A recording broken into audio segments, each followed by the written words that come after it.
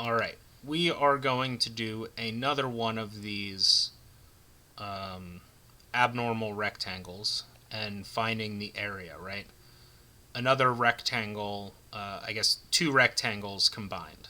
So let's go through this again. Let's say that these are representative of feet, okay? So they only gave us, once again, 4 of these lines, so we don't know what this line, the length of this line, and the length of this line is. But we can figure that out. How we figure that out is if this line is 7, and remember, let's just pretend that this is a perfect rectangle and not one that is all squiggly because I drew it with my mouse.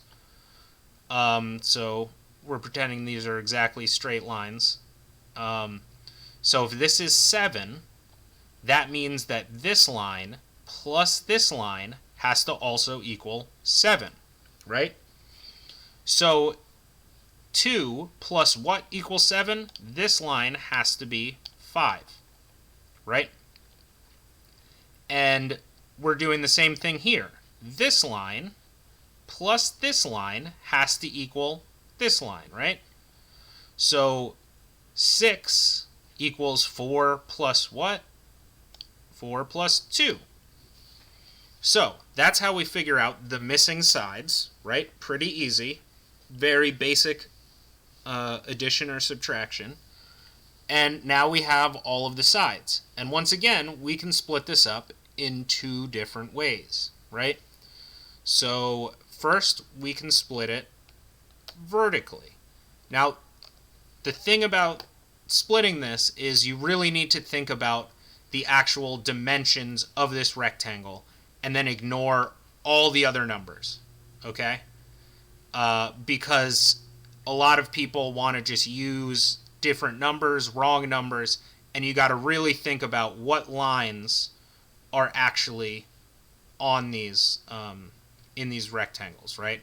So in this case, it is 6 and then 2, right? So this rectangle, we can ignore this part and just focus on this, and it's 6 and 2. This 7 doesn't work because it is for this whole line, and that goes through both rectangles, right?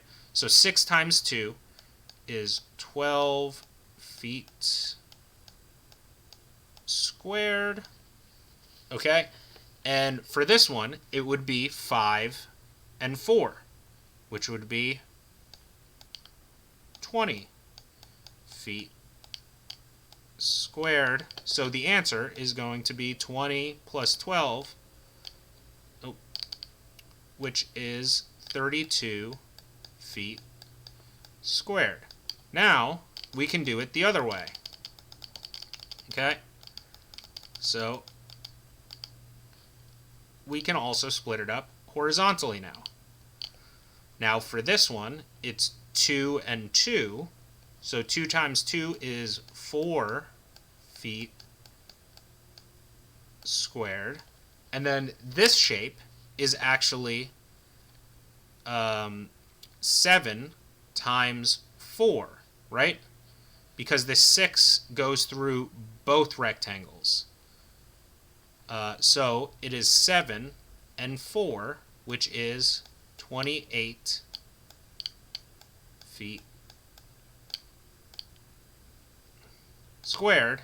And then once again, 4 plus 28 equals 32 feet squared. Okay? So that is how you find the area of connected rectangles.